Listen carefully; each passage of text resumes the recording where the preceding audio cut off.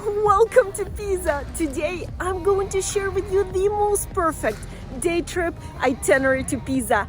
Everything from what to do in Pisa, what to see in Pisa, where to eat in Pisa, and of course top travel tips you need to know before traveling to this stunning Italian city. Now before we begin, please remember to smack that like button.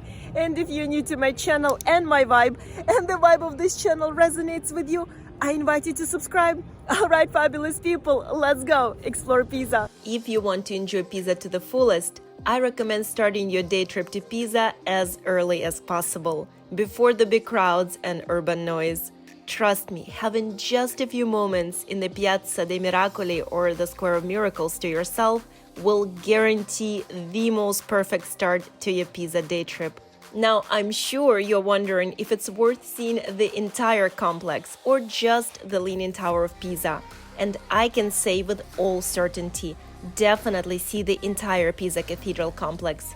Having been described by UNESCO as an outstanding example of medieval Christian architecture, it consists of the Pisa Cathedral, the Pisa Baptistery, the Leaning Tower of Pisa, and the Monumental Cemetery. Please allow me to share with you why each part of this complex deserves your attention. Let's begin with the Pisa Baptistery of St. John. The beautiful Battistero of Pisa is dedicated to St. John the Baptist, and it's the largest baptistry not only in Italy, but the entire world. The construction began in 1153, but was only completed after a century, and this is why, when you look closely, you'll see that the building displays a mix of two different styles, the Romanesque and the Gothic. As you can tell, the interior of the baptistry is very simple, without much decorations, and it is here in 1564 that Galileo Galilei was baptized. But there is one more reason why you absolutely must visit this famous site in Pisa.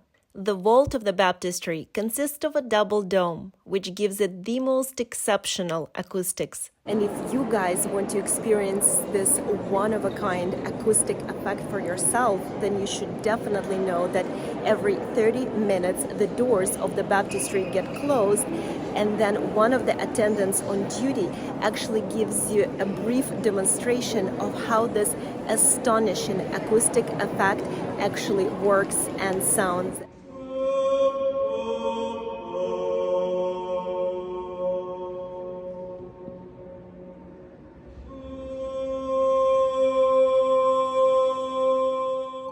The next place in this Pisa travel guide rightfully belongs to the Campo Santo, or the Monumental Cemetery, one of the oldest Christian medieval architectures for the devotion of the dead. It was built in 1277 to accommodate the graves that until that time were scattered around the church of the Duomo. During the 14th century, the graveyard has been decorated by the great artists of the time, and the inner walls were embellished by stunning frescoes about life and death. Members of prominent families, rectors, and professors of the university were all buried here, often using ancient sarcophagus from Roman times. There is such a beautiful energy inside the Campo Santo, and if you plan to visit Pisa, I definitely recommend not to skip this special place of peace and silence. And of course, you cannot forget about the heart of Piazza dei Miracoli, the Duomo. If you buy any ticket to the complex, you will get a free pass to visit the cathedral.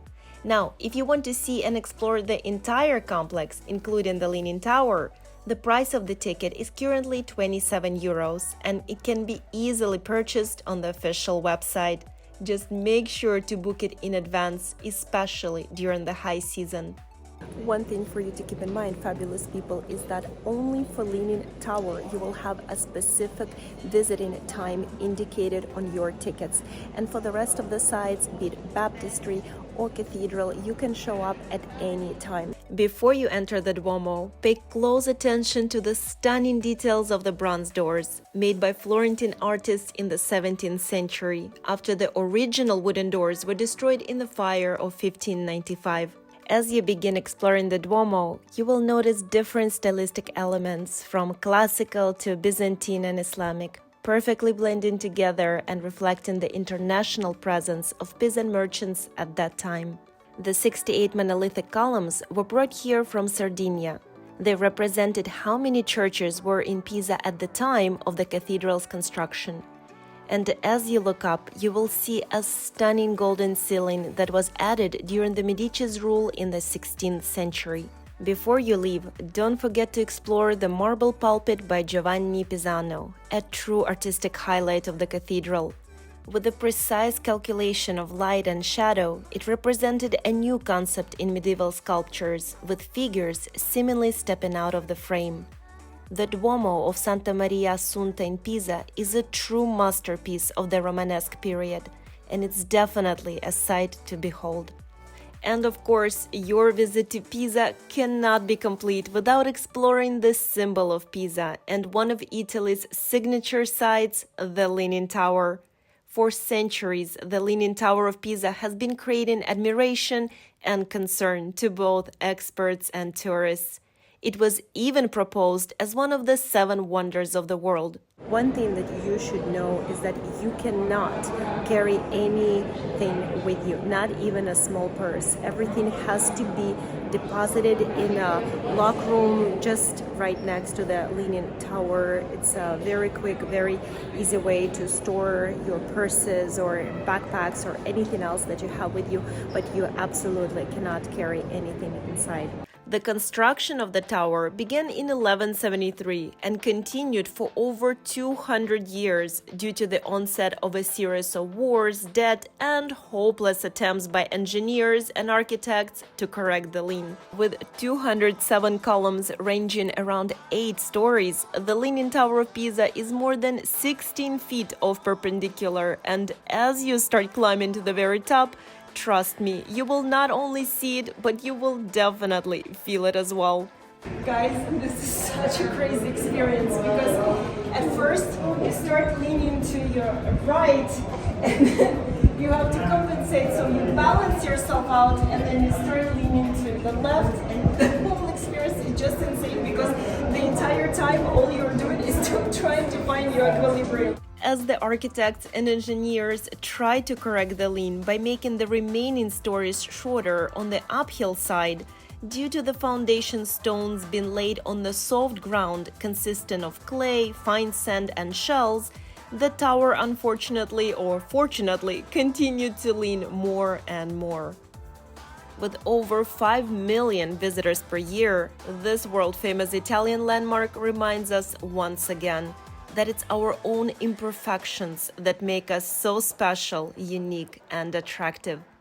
And of course, fabulous people, if you want to take all the headache out of the planning process, then I welcome you to check out the concierge service of my travel agency, where we will plan, organize, and book every single thing for you, from accommodations and transportation to tours, activities, restaurants, and of course I'll make sure to leave you a link to my travel agency in the description down below.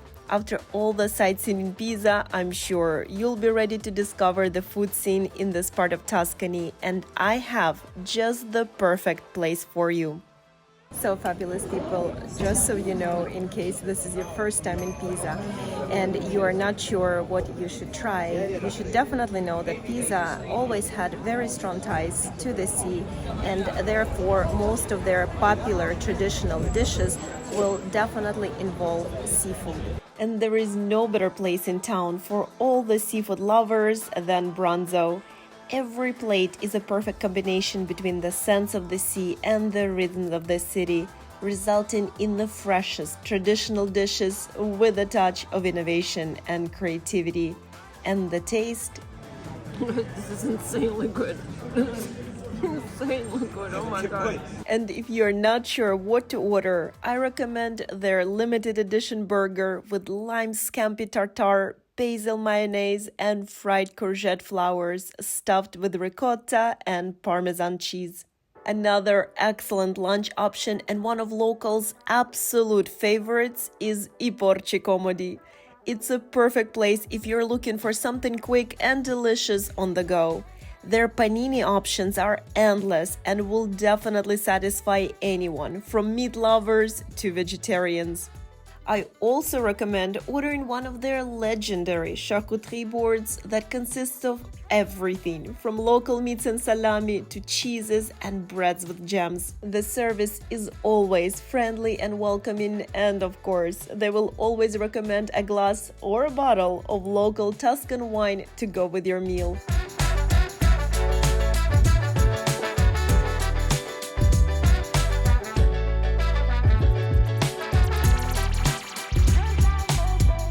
And in the afternoon, get to know Pisa on a more personal level with its numerous stunning churches, hidden streets, beautiful parks.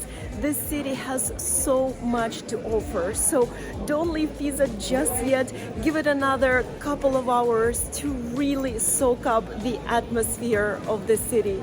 One of the things to do and discover in Pisa is a church of Santa Maria della Spina in Pisa. Located on Arno riverbank in Pisa, this extraordinary example of Pisan Gothic has undergone numerous changes due to its proximity to the river. The most radical renovation was in 1871, when it was fully dismantled and rebuilt about 3 feet higher.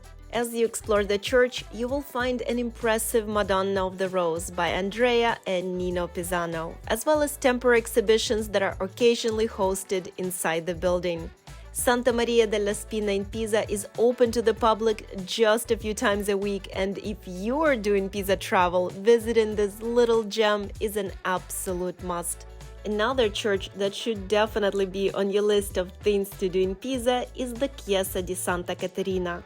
Built at the beginning of the 13th century, the facade of the church is done in Pisan Romanesque style and is decorated with white and gray marble from Monte Pisano. The church is dedicated to Saint Catherine of Alexandria, a beautiful young woman from a noble family who, according to the legend, was murdered by Emperor Maxentius when she refused to worship pagan idols and converted to Christianity. With a single nave particularly suitable for preaching and music, it's not a coincidence that numerous choral concerts are often held in the church thanks to its perfect acoustics. In fact, the last time I visited the church, I was fortunate to witness one of the rehearsals, and to this day, I still have goosebumps just thinking about that truly special performance.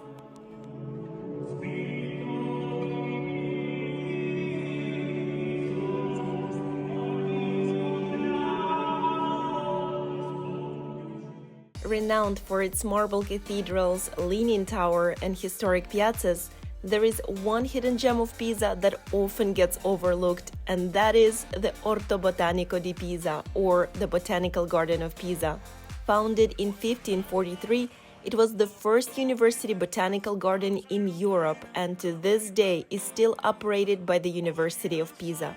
Located just a few minutes away from the Leaning Tower, it offers a relaxing, peaceful break in its luscious botany. If you're looking for some peace and quiet away from tourist crowds, this botanical garden offers such a peaceful escape.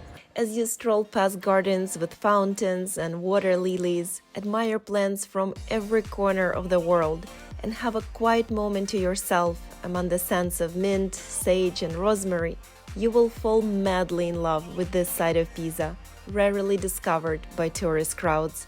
And of course, I cannot end this Italy travel vlog without sharing with you the best gelato in Pisa.